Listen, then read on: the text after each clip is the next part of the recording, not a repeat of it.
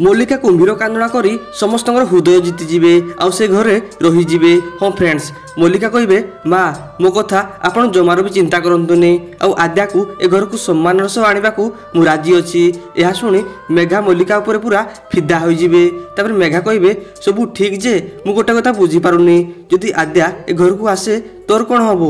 यापर मल्लिका कांदी कहबो मु जने विवाहिता महिला, जदि ए घर मु बाहरी जाए मो बापा सम्मान आ कौन रहिबो।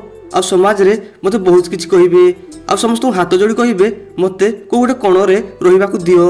आ प्रॉमिस करूची मु काहाकू भी हैरान करिबिनी। आ मु आद्या को बहुत हैरान करिछि, आ ताको मु भूल मागिबाकू भी राजी अछि।